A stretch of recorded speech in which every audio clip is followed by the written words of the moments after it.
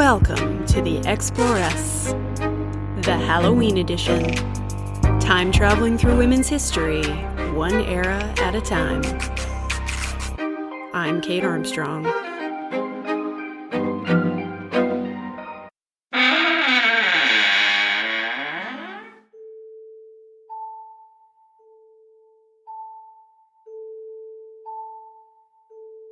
You're sitting at a big, round table in someone's dining room. It's dark outside the windows. The only light comes from the many candles, glinting off jewelry and casting shadows over people's eyes. Everyone joins hands. Someone starts singing a hymn, and you join in. The sound of it slides across the floor, up the walls, vibrating through you. The young woman across from you lays her hands upon the table, fingers spread wide. "Are there any spirits here?" she asks. You wait, and then you hear a rapping. The spirits are amongst us. "Is that you, Aunt Ida?"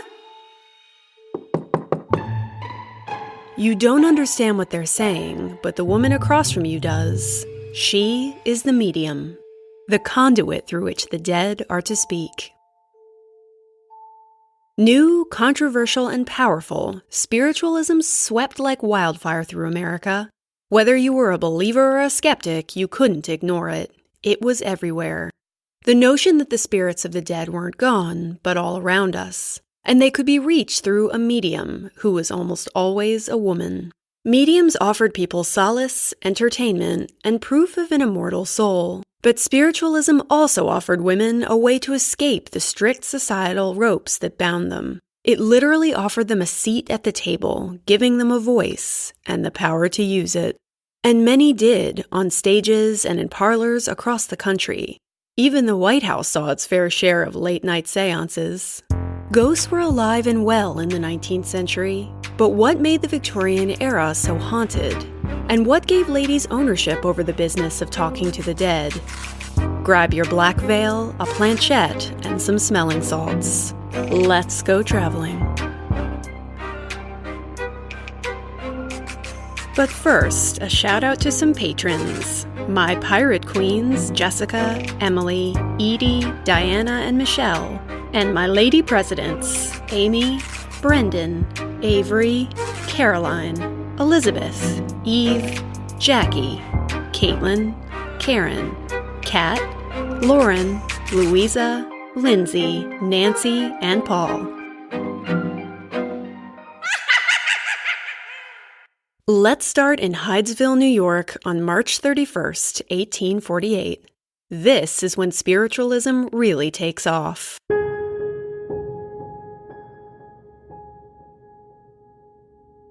We're in the house of two teenage sisters, Kate and Maggie Fox. Their mother, Margaret, is getting very freaked out by the ghost the girls claim is trying to communicate with them.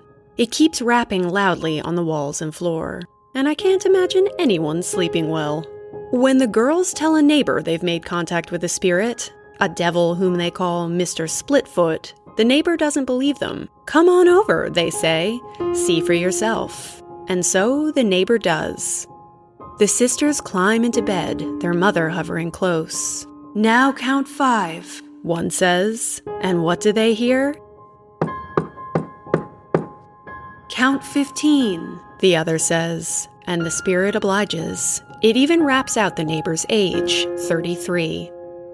The Fox family leaves their haunted house and sends Maggie and Kate to Rochester, New York, to stay with their married sister Leah. Rochester is a place where reform and radical religious communities abound, which make it the perfect place for the lit match that is the Fox sisters to turn into a spiritual bonfire. They're invited over by some excited neighbors and religious leaders Isaac and Amy Post. Isaac is skeptical at first, but impressed by what he called very distinct thumps under the floor, and several apparent answers. And luckily, it turns out that Leah Fox can commune with spirits too. She manages to commune with the Post's dead daughter. At first, the raps are a binary system, just yes and no. But Isaac works out a handy alphabet so the dead can spell out whole words and sentences. It takes a while, but it seems the dead have plenty to say. The Posts have a lot of friends in high places who they invite over to partake of this amazing phenomenon. Soon the girls are setting up shop at New York City's Barnum's Hotel, where they begin offering 3 seances a day at $1 a pop. They are an immediate sensation. Spiritualism, the religious movement that posits we can reach the dead and talk to them, has arrived, and in a big way. But why is 19th century America so obsessed with being haunted? Spiritualism's first stirrings developed in Austria with an 18th century healer named Franz Anton Mesmer, who concluded that all living things had magnetic fluid inside of them. Naturally. The planets sent out invisible rays, he reasoned, that affected the flow of that fluid, in a phenomena he called animal magnetism. Next time I exhibit road rage, I'm definitely blaming that. If you harness that magnetism with metals like iron and minerals, applied while a patient is in a mesmerized hypnotic state, you can actually control the body. You can even use that magnetism to heal it. Mesmer became quite the big deal with this theory, treating guys like Wolfgang Mozart. Given the fact that Mozart died at 35, I'm not sure how well that turned out for him. When some people awaken from a mesmeric trance, they claim to have experienced visions of spirits in some other dimension. Not ours, but something close to it. Meanwhile, Swedish mystic Emanuel Swedenborg seemed to know an awful lot about the afterlife. He said there were 3 heavens, 3 hells, and a middle plane. The spirit plane, which is very much like the world on Earth. Man after death is as much man as he was before, so much so as to be unaware that he is not still in the former world. Death is only a crossing. But the movement doesn't really take off in America until Andrew Jackson Davis starts hearing spirits from a very early age. In 1844, after putting himself into a mesmeric trance, he wanders into the mountains, where our friend Swedenborg's spirit speaks directly to him. How convenient! He writes his messages down verbatim, revealing that the spirit world isn't a static place, but one that moves, one that can be reached into and wandered out of. There isn't just one heaven, one hell. There are spheres, and spirits can move up and down them, which means that death isn't an ending, but an evolution, a whole new state of being. Alrighty.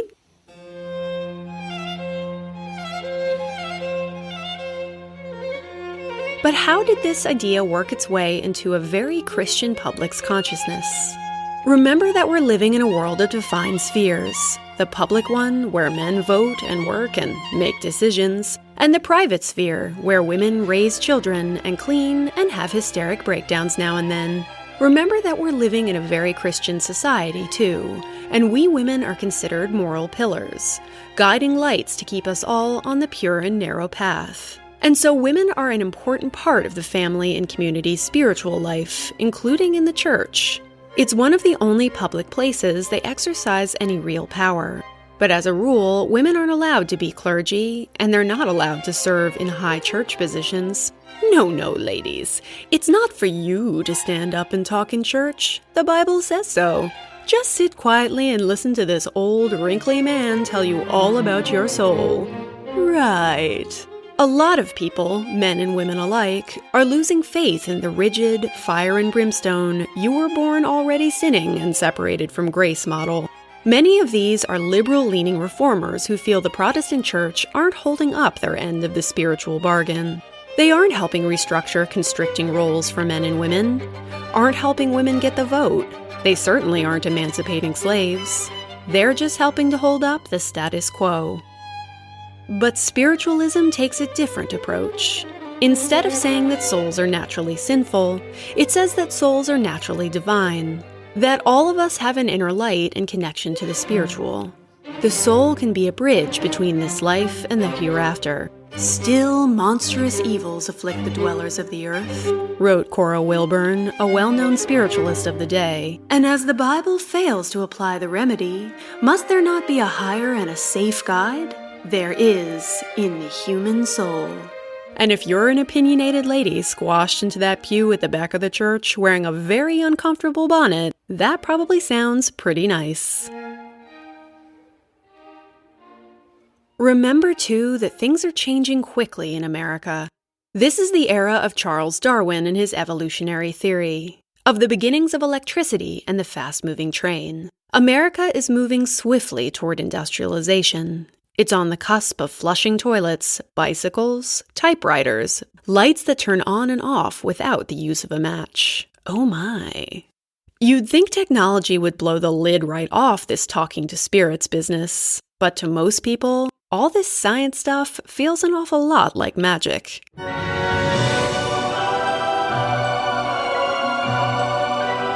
Take the telegraph. In 1842, a guy named Sam F.B. Morse put a petition for $30,000 before Congress. Years earlier, while away on business, Morse found out that his wife Lucretia had fallen ill. But by the time he got home, she'd already been buried. Apparently, his heartbreak over getting the news too late was part of what inspired him to look into long-distance communication. It may even have pushed him to invent the electric telegraph and develop the Morse code that bears his name. In 1842, he wants to build an experimental telegraph line between Baltimore and Washington, and it's actually laughed at on the Senate floor. A guy fabulously named Cave Johnson gets up and essentially says that, "What the hell? If we're going to throw money at that, why don't we just chuck some at the mesmerists? And how about some for those Millerites who are predicting that Christ will rise again in 1844? Oh, how everyone laughed. Electricity won't really become a big thing until 1882. And even then, most people use oil lanterns well into the 1920s. The idea of messages shooting through the air, invisible, seems like some kind of dark voodoo. And I mean, that makes sense if you don't know anything about electricity. It's invisible, unfathomable, just like talking to spirits. In fact, spiritualists use the telegraph to help explain how they work their magic. One medium said that spirit communications flowed from mind to mind as electric fluid on the telegraphic wire. That's how spiritualists explain why spirit circles should be formed of equal parts men and women. It's all about creating a harmonious sort of charge between women, the negative charge, and men, the positive one. Really? And there are plenty of new sciences that rely on the invisible and interpretive. Sociology for one, anthropology for another. And of course you have phrenology, the art of fondling head lumps, which can tell you what kind of person you are. Phrenology actually helps prove that men and women are equals. Lydia Fowler, one of the first women to get a medical degree in America, goes around giving enthusiastic lectures on it to audiences made up almost entirely of women. The idea that we can talk to spirits isn't some weird offshoot of science. Leading minds of the day take it seriously. Alfred Russel Wallace, co-founder of evolutionary theory, is a fan. Later in this century, he'll be ridiculed by some for being so enamored with spiritualism. But like many, he sees it as worthy of scientific study. The whole history of science shows us that whenever the educated and scientific men of any age have denied the facts of other investigators on prior grounds of absurdity or impossibility, the deniers have always been wrong. And so instead of damning spiritualism, in some ways, the rising tide of science helps make room for it. Science is illuminating things, but it's also confusing things in a fast-changing time. Technology is speeding up the pace at which we live, and that has people reaching for answers, wanting something to hold on to amid the mad rush. The church isn't offering satisfactory answers, but we're not quite ready to embrace science as religion either. Neither of them can altogether cure what Abby Sewell calls the disease of a starved heart. But perhaps the spirits of those on an elevated plane might help us. Plus, spiritualism provides scientific proof of something a lot of people yearn for, that the soul actually exists and that it continues on, even after our bodies fail us. Plenty of men are involved in the spiritualist movement, but it's really women like the Foxes who bring it exploding into the mainstream, and women who drive the demand for it. Why? Because it turns out that Victorian ladies have plenty of reasons to want to be haunted.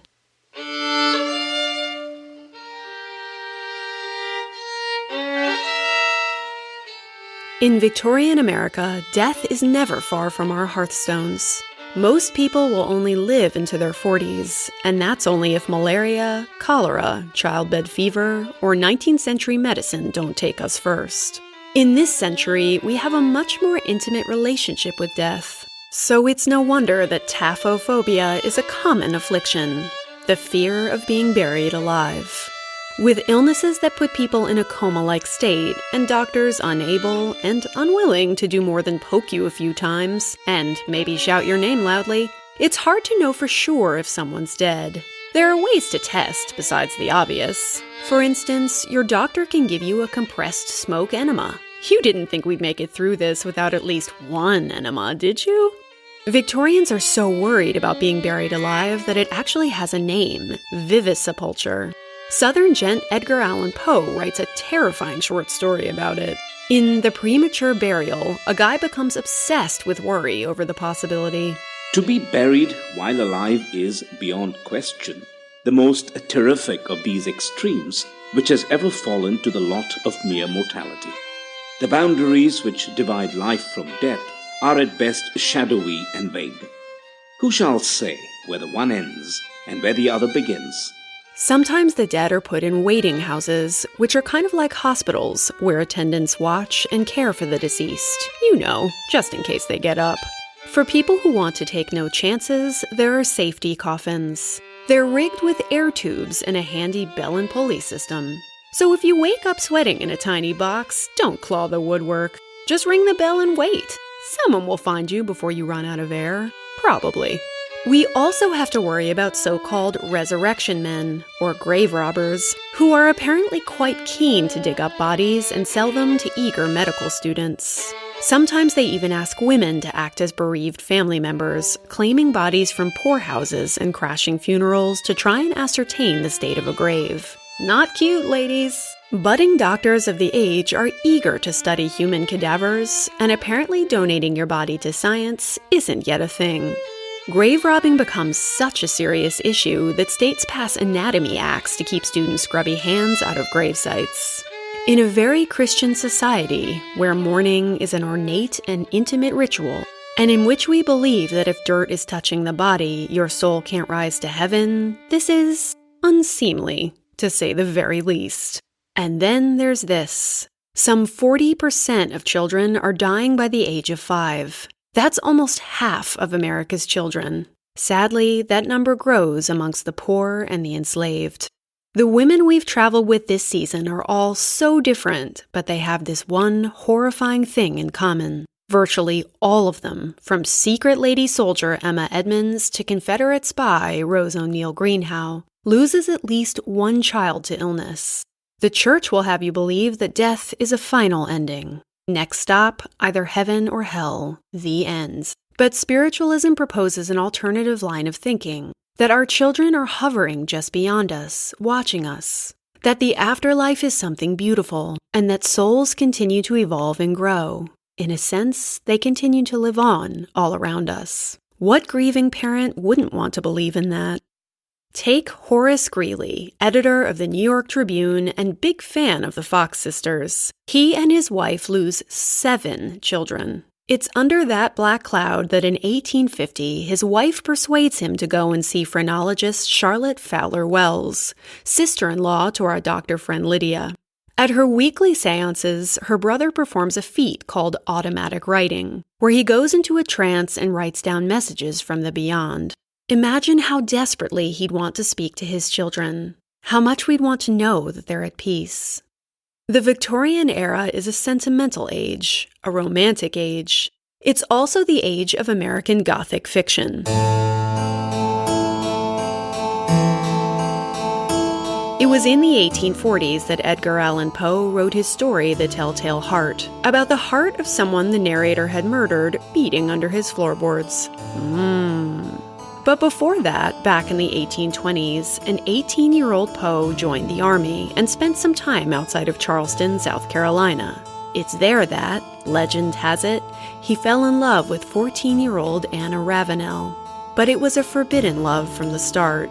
They had clandestine meetings in a local graveyard until her father found out and locked her up in the house.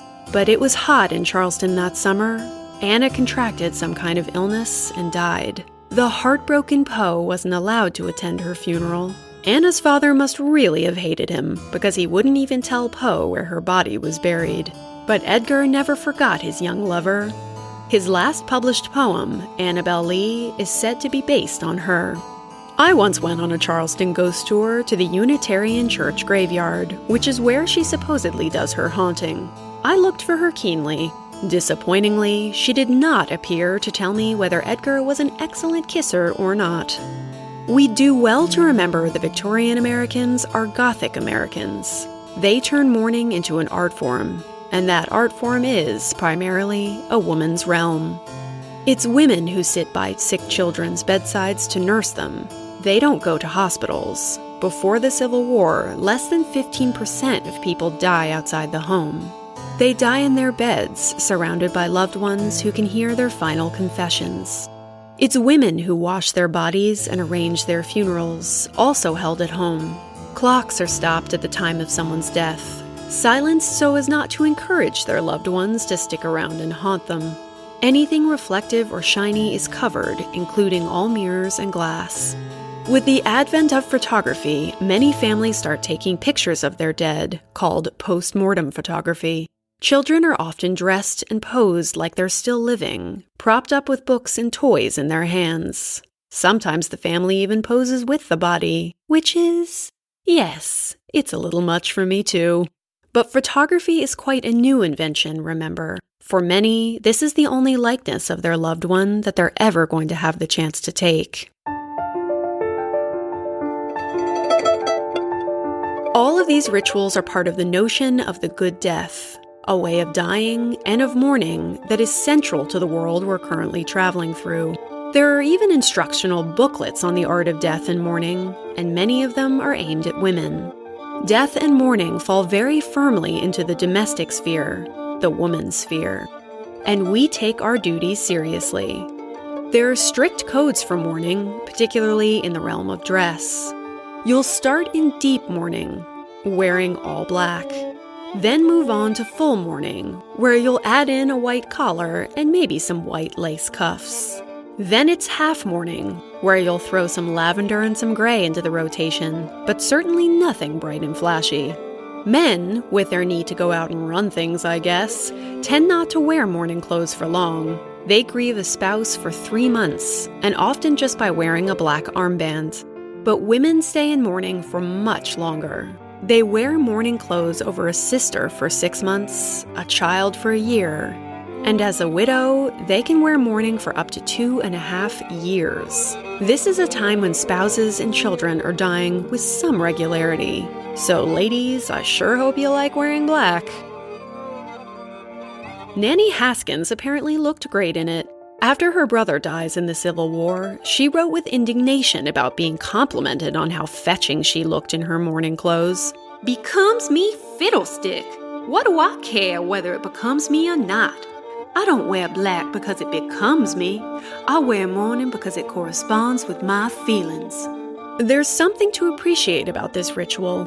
Mourning clothes are grief made visible. All people have to do, familiars and strangers alike, is look at you to know that you're going through a process of grief.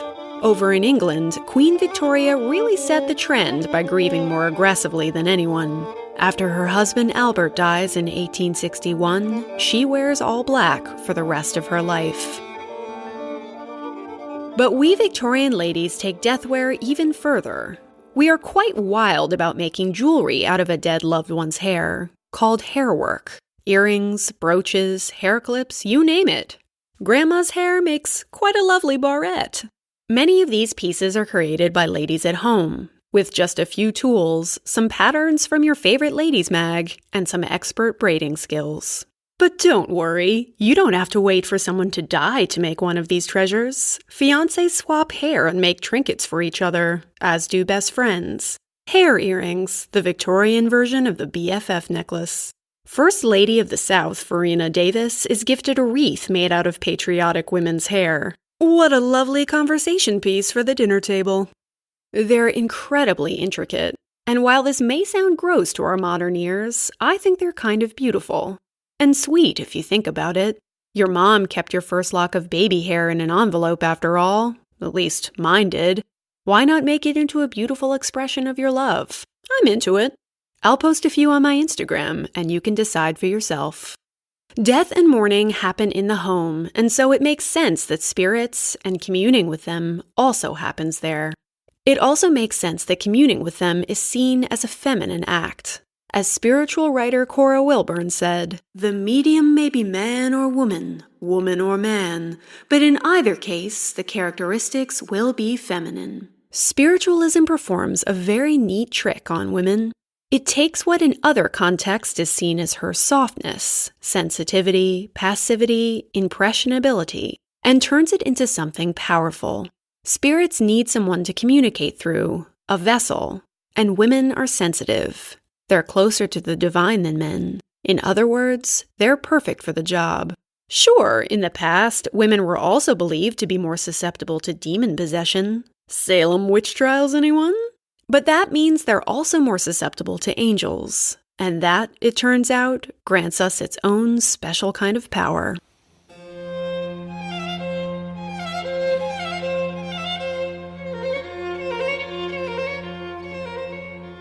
Spiritualism is way ahead of its time when it comes to social reform and female power. That's because they believe firmly in individual sovereignty. A female medium needs agency, control over her body, her mind, her life, if she is to channel the divine through her. In this way, communing with spirits is almost an act of defiance. This movement puts men and women on equal footing. You need harmony between the sexes for spiritualist communion. It doesn't just give women a seat at the table. It puts them front and center, using their voices in a whole new way. Spiritualists are radical reformers, abolitionists, and suffragists. People who don't like the world as it is and aren't afraid to say so. Some of their views are radical enough that they make even the founding mothers of the suffrage movement, Elizabeth Cady Stanton and Susan B. Anthony, fan their faces. And that's saying something. But when the landmark Seneca Falls Convention in 1848 comes around, the first for women's rights in America, the spiritualists are there in force, giving speeches on a woman's right to control her body and use that body to commune with the dead. Elizabeth and Susan had to admit, in their book History of Woman Suffrage, the only religious sect in the world that has recognized the equality of the woman is the spiritualists. Communing with the dead and women's rights. What a delightful pairing! And so spiritualism and politics are often intertwined. The first woman to sort of run for president, Victoria Woodhull, had a close and personal relationship with her spirit guides. As a young girl, poor and living in chaos, she was devastated at the loss of a good female friend. She wandered through an orchard in her grief. When her lost friend showed up to show her the spirit realm, she chatted there with the likes of Napoleon, as you do, who said they'd help her bring peace down to earth. By age 10, she was falling into trances regularly and healing people with nothing more than a touch. Her snake oil salesman of a father was keen to use her ability for money-making, including doing things like reading up on people's family members before spiritual readings. But Victoria felt she had a real, genuine gift. And she'll go on to channel that gift into liberating women and railing against the established order. It isn't all that hard to see what we ladies find so attractive about spiritualism. First, there's how it exalts women, how it gives them a vital role, but also because anyone can participate in it. The spirits can choose to speak to you no matter where you come from. A 12-year-old girl from a farming family, or a 70-year-old socialite in Boston, or an African-American mother in Washington, D.C., all have an equal chance of finding their spirit guides. And so the movement is popular throughout all social strata, and you don't have to be an expert to perform seances. In fact, they often happen in the home. Let's set one up in our parlor, shall we? First, grab that heart-shaped piece of wood called your planchette. Picture an early version of the Ouija board, which will come out at the end of this century. The planchette is the little card we'll place our fingers on. The spirits will move it, either pointing at letters or, if we've inserted a pencil into it, we'll write down messages from the beyond. Now there's a faster way to get answers than trying to decipher a long series of raps. Okay, let's try it. Almighty spirits, will I ever have a torrid affair with Tom Hiddleston? Y-E-S. Yes! Some mediums turn their special skills into a proper profession. By far the most famous of them all are teenage girls. Why? Well, for one, because young girls are considered innocent, a pure vessel for a spirit to pass through, and too unspoiled, as of yet, to lie and deceive. Plus, there's something kind of thrilling about seeing a young girl up on stage by herself, commanding audiences. Especially for our male viewers, whom we normally tell to avert their gazes from women they don't know well. These displays by public mediums aren't that unlike the era's popular living statue shows. You know, that Victorian phenomena where men pay to watch a half-nude woman posing up on stage like a model in an art class. Except, you know, this is different. It's godly, and it's something most Victorians have never seen before. So let's go back to the Fox sisters in that hotel in New York. All dark eyes, dark braids, and an aesthetic that I'm pretty sure Wednesday Addams stole from them. All sorts of people come by to see them speak to spirits, out of curiosity, but also because they want to try and prove that they're frauds. As lady mediums, we're met with equal parts expectation and scrutiny. After one of the Fox's first demonstrations, a so-called committee of ladies takes the girls into a private room and makes them strip down to prove they aren't hiding any gimmicks under their dresses. Rude. Even if they are frauds, you can't blame them for it. The Fox gals are making some $90 a day for their seances, in a time when most girls their age make a bare fraction of that. Kate Fox becomes so popular that she's hired by the Christian Spiritualist to give free seances. She makes $1,200 annually, a sum that puts her head and shoulders above most women, into the realm of what Clara Barton makes during her time at the patent office, and what Sarah Emma Edmonds makes selling Bibles. And she, remember, has to pretend to be a man to make that kind of cash. The more famous spiritualists draw huge crowds, many admirers, and a kind of financial independence that most girls can't even dream of. But it comes at a price. In 1857, the Boston Courier sets up a $500 prize to any medium who can demonstrate paranormal ability to their group of experts. A challenge the Fox sisters accept. They are examined by 3 Harvard professors, who promptly fail them. But it doesn't seem to slow down their reputation much. Many famous and influential people come to see them. Poet William Cullen Bryant, writer James Fenimore Cooper, famous abolitionist William Lloyd Garrison, and newspaper publisher Horace Greeley. After having them in his home, he said, in quite a charming Australian accent, "Whatever may be the origin or cause of the rappings, the ladies in whose presence they occur do not make them." All of the Stows, including Harriet Beecher Stowe of Uncle Tom's Cabin fame, are big fans. Harriet is somewhat skeptical, but apparently the possibility of speaking to her deceased children is just too great to pass up.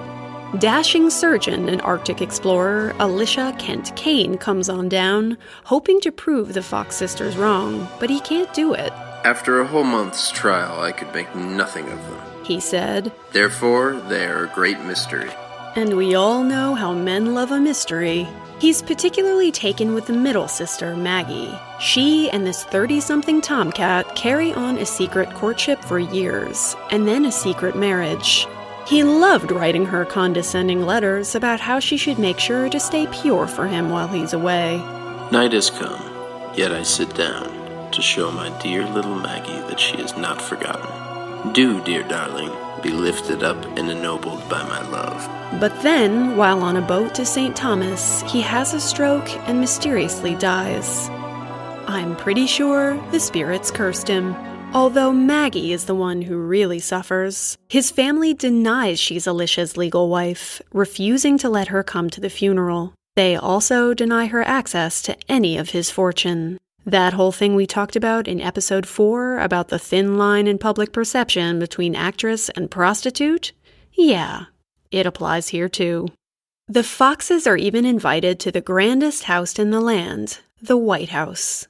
First Lady Jane Pierce brings the sisters to the presidential mansion to conduct a seance after she loses her 11-year-old son, Benny. Poor Jane actually saw her son die in a train accident, killed by piles of falling luggage. What a way to go. We don't know what happens, but the seance must have brought her comfort.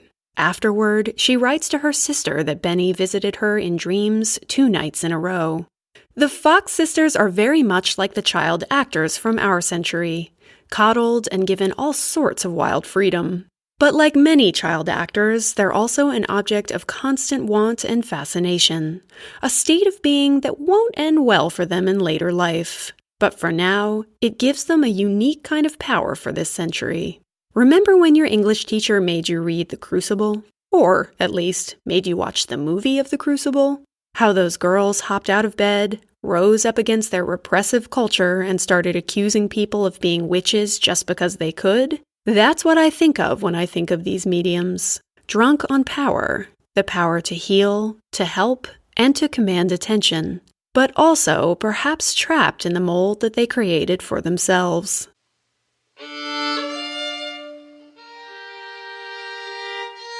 The Foxes aren't the only famous young mediums charming the pants off their customers. Beautiful, teenaged Cora Hatch does so as well, many times. Born Cora V. L. Scott, she grew up in religious communes that were popular in New England in the 19th century. Much like the Fox sisters, her talents were developed in a religious atmosphere desirous of radical change and happy to receive advice from the beyond. She was born with a caul over her face, a veil-like membrane, which some believed meant she was touched by supernatural powers. So it's no real surprise that from an early age, the spirits spoke through her with frequency. Apparently, she'd write messages on her little schooling slate while asleep, or in a trance-like state, filling pages with the names and messages of deceased family members her parents had never told her about. By age 16, Cora is traveling the country as one of the best-known trance lecturers. That's when women get up on stage, go into an unconscious state, and let the spirits speak through them. This whole trance lecturer thing is worth lingering over. This is a time, remember, when women leading discussions and speaking up on public stages is hugely controversial. It's okay for women to speak in private and to all female listeners, but in public? And in front of men? Horrors! Though abolitionists and suffragists often support each other in the early days of both movements, this issue of women speaking to mixed audiences is something many of them split over. Even super progressive institutions balk at ladies on stage. In 1847 at Oberlin College, where our future soldier friend Sarah Emma Edmonds will later attend, die-hard suffragist Lucy Stone is elected by the student body to give a commencement address, but the university won't let her. Oh, she can write one, of course, and deliver it to a small group of fellow lady students. Or, if she wants it read to everyone, a male professor can do it for her. She refuses on principle, but it doesn't change the implication that a lady saying smart things in public is considered racy in the extreme. But trance lecturers seem to be the exception. They say what they want in front of audiences of thousands and get away with it. Because of course it isn't really them saying the smart things. It's the voice of the spirits who have taken them over, using them like a puppeteer uses one of the Muppets. As one rapt guy said of a trance lecturer's performance, that a young lady not over 18 years of age should speak for an hour and a quarter in such an elegant manner with such logical and philosophical clearness, pointed to a power not natural to the education or mentality of the speaker. Gross. So while these women might not be speaking up there under their own power, they are speaking in public with eloquence and poise, proving that a woman can, and making money while doing it. Many women out in the audience are struck by the empowerment of it, and write lady mediums heartfelt letters of thanks for what they're doing. These mediums use the whole spirit possession loophole to do something most women can't. They blaze a trail for the female speakers who come after them. Years later, when Clara Barton goes out on the lecture circuit with great success, it's lady mediums who helped pave the way for her.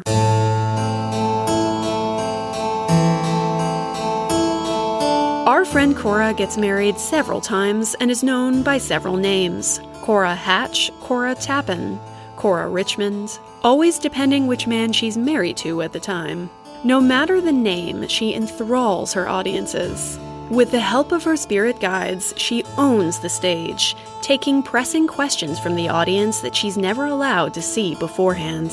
She calmly and eloquently talks about science, religion, history, philosophy. She speaks with such a manly authority on these matters that the audience has to believe she's legit.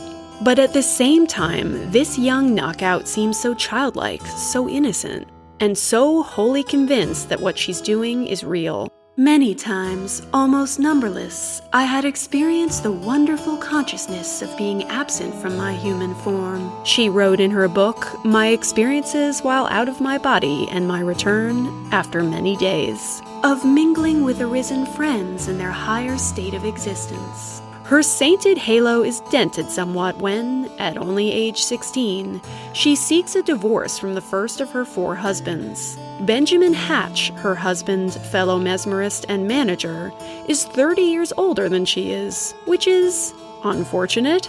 She wants out of the marriage for financial and sexual abuse. You think it's hard for a woman to speak out against her abusers now? Imagine it in the 19th century, when divorce is hard to achieve and considered shameful in the extreme. But the progressive spiritualist community and the many suffragettes involved speak up for Cora.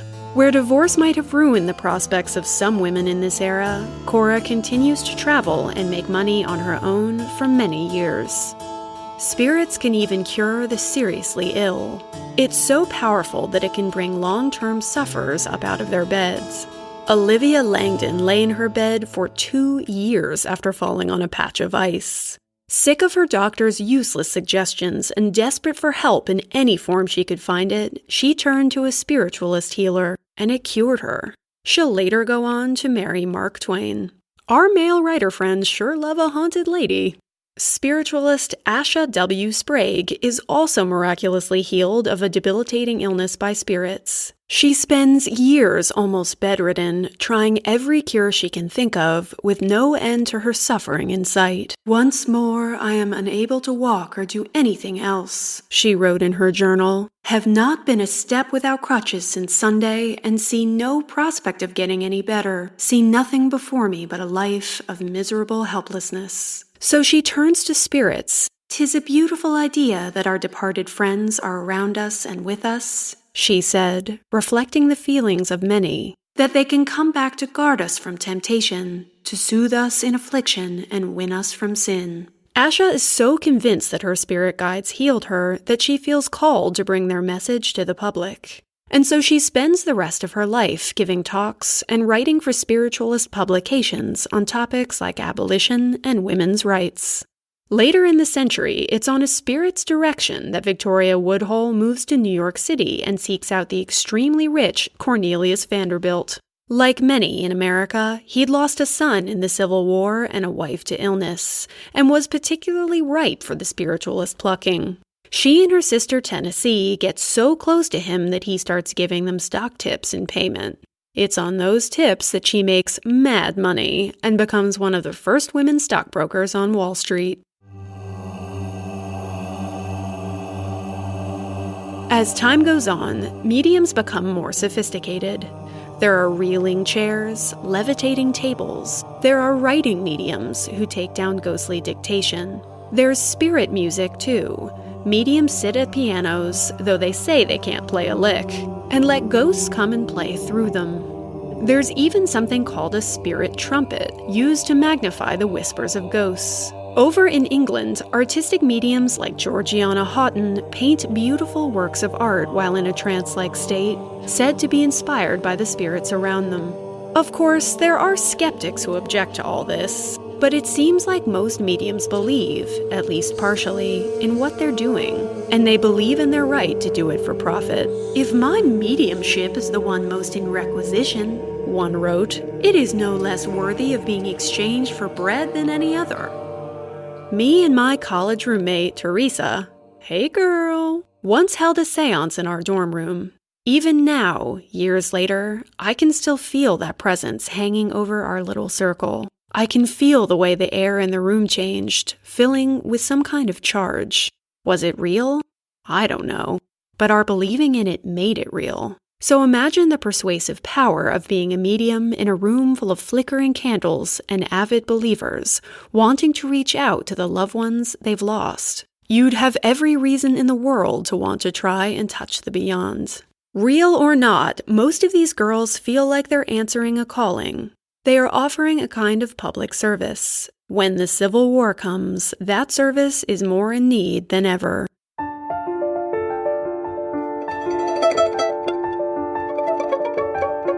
Even before the war, death in Victorian America is a fairly well-known companion. But at least most people die at home, surrounded by their families. When the war comes, it completely shakes those foundations. Young men are dying in their thousands, violently and, some think, senselessly.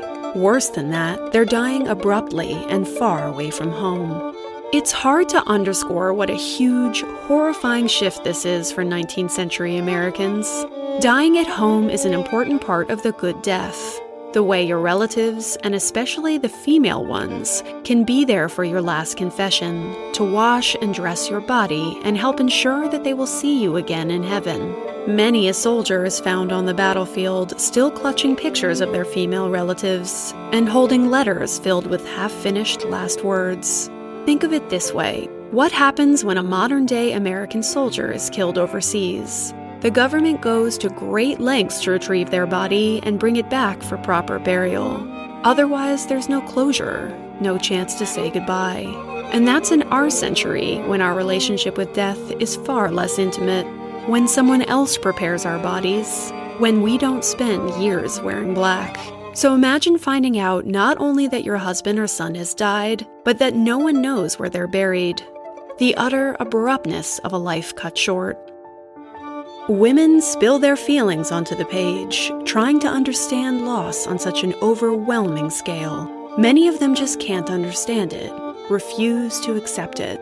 South Carolinian Grace Elmore wrote in her diary, "I am trying to work out the meaning of this horrible fact, to find truth at the bottom of this impenetrable darkness. Has God forsaken us?" And it's not just the ones left behind who have anxious questions about what happens in death. Soldiers are, understandably, fairly preoccupied with the afterlife. As the Banner of Light, a popular spiritualist newspaper, put it, "He desires to know what will become of himself after he has lost his body. Shall he continue to exist, and if so, in what condition?" Scores of books are published on the subject of heaven. There are songs and poems about it, all trying to paint it as a place that is both beautiful and not all that far from our own. Soldiers worry about their amputated limbs as well. Could they go to heaven with partial bodies? When hardcore Confederate hero Stonewall Jackson's arm is severed and left behind him, some people actually give it a Christian burial all on its own over this kind of anxiety. For those who live, why does the missing arm ache so much? Spirits seem to offer answers. One such comes back to tell his brother that it aches because he only lost his physical leg, not his spiritual one. Though his physical body may be marred, the spirit reassured him that his soul remained intact.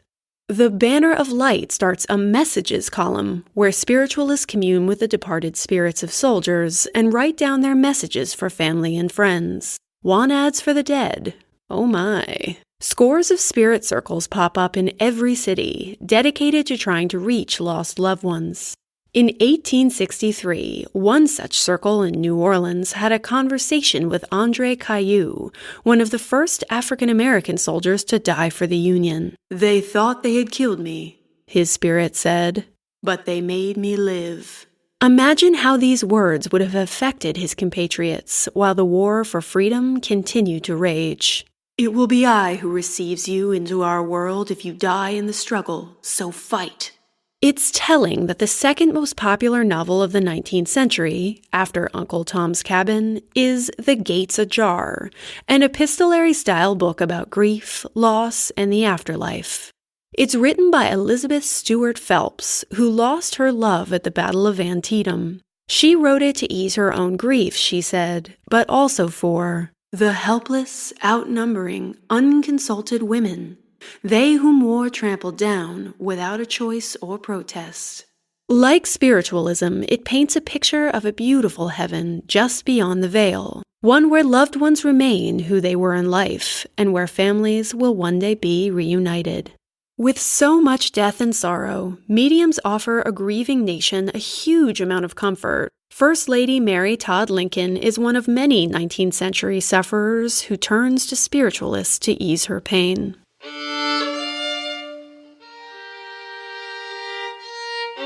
In 1862, her young son, Willie, contracts a fever and dies in the White House. Heartbroken and inconsolable, she invites several mediums to call to spirits in the White House Red Room. Abe Lincoln even supposedly arranged one, at which he peppered the medium and his spirit guides with several pressing political questions. Years later, medium Nettie Colburn Maynard wrote that she was asked to the White House by Mary Lincoln to try and ease some of the burdens sitting on her husband's shoulders. She said that she and her spirits talked to Abe for an hour, assuring him that if he went through with the whole Emancipation Proclamation, it would be the thing he'd be remembered for forever. It certainly sounds like something a radical spiritualist would say. My child, you possess a very singular gift, Abe supposedly said. But that it is of God, I have no doubt. I thank you for coming here tonight. It is more important than perhaps anyone present can understand. It's hard to say if this whole encounter ever happens, but who knows? Maybe ghosts help nudge Abe over the line on ending slavery. Like First Lady Jane Pierce before her, these seances seem to give Mary Lincoln solace. After one such seance, Mary wrote to her sister, "He comes to me every night and stands at the foot of my bed with the same sweet, adorable smile he has always had."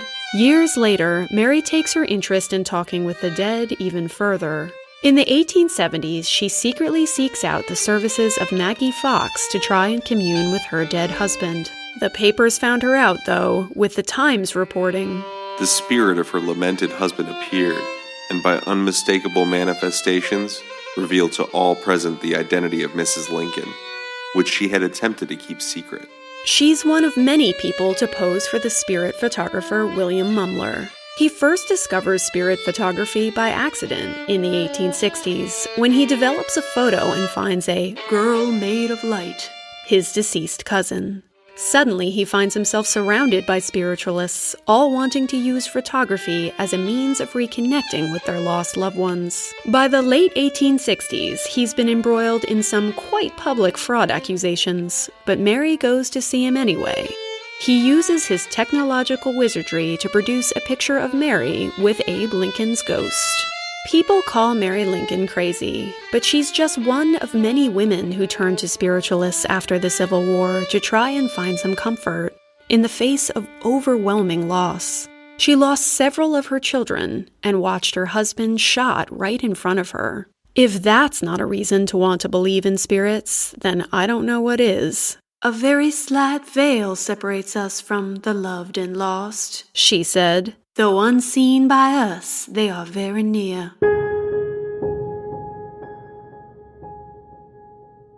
From the beginning, for every hand that flies up in favor of spiritualism, there is another trying to prove it's all just a bunch of hooey. In 1850, just 2 years after the Fox sisters' first experience with rapping, Congress calls for an investigation of spiritualism. It never passes. By that point, the horse is well and truly out of the gate.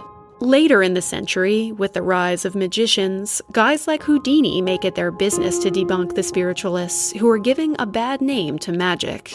And so does a woman magician called the Queen of Magic, Adelaide Herman. Yes, that's right, a very successful lady magician.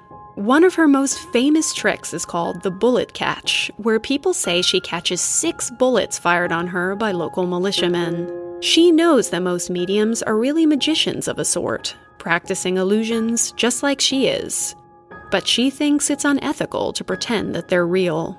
Many mediums are exposed during this period. Exposures are of frequent occurrence, wrote the New York Times in 1909. many of them highly sensational in character. Slate writing, spirit pictures, table tipping, rapping, and other features of spiritualism have been exposed time and again. The exposures mount into the hundreds.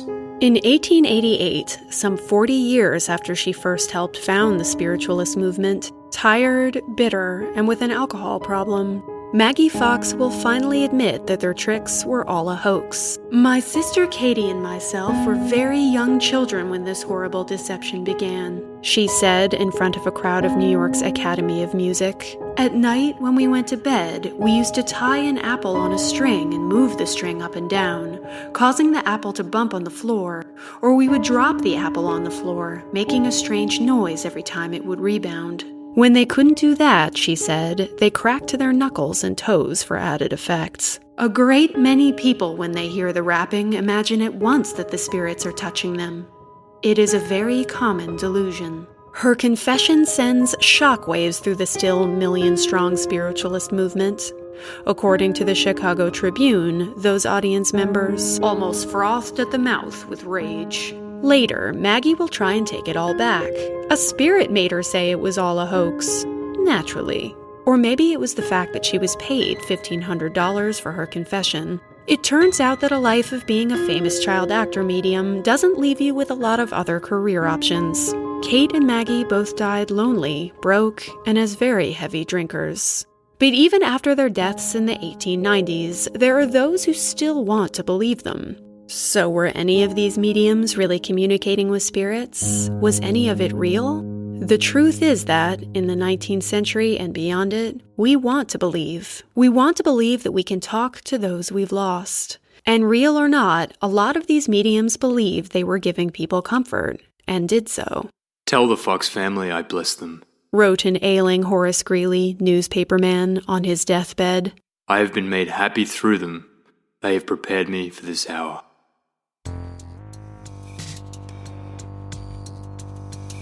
Female mediums claimed a kind of power and influence that in itself was almost like magic. They paved the way for women's rights and female speakers. They took the century's notions of womanhood and turned them into tools. Spiritualism was more than just parlor tricks and entertainment. It offered solace and gave women a new kind of voice in America. So next time you get out your Ouija board, call out to Cora or Asha or the Fox sisters. Pour them a shot and raise it high.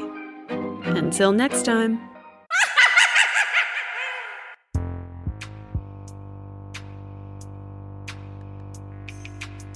Thanks for listening to The Exploress.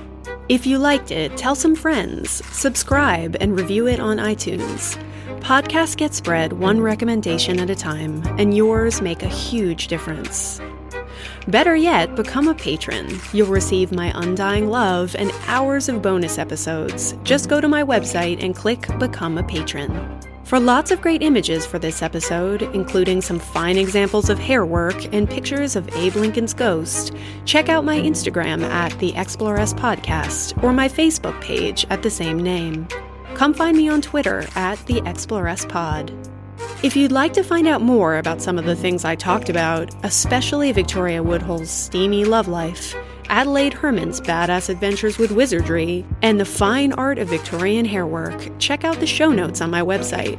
That's where you'll find links to 3 particular episodes of the Dig History podcast, What's Her Name podcast, and Dressed podcast, 3 of my favorites that you should definitely check out ASAP. You'll also find a full list of my resources, a transcript, lots of images, and more. You'll also find links to the music used in this episode, including Floating Through Time by Jairus and Winter Movement 1 Allegro by John Harrison with the Wichita State University Chamber Players. Much love to Paul Gablonsky for my theme music and logo, and the following gents for their vocal stylings: Avery Downing, Phil Chevalier, John Armstrong, Andrew Goldman, and my main squeeze, Paul Gablonsky. Thanks also to Chiquito Casto, whose audiobook recording of Edgar Allan Poe's story, The Premature Burial, and others can be found for free at LibriVox.com.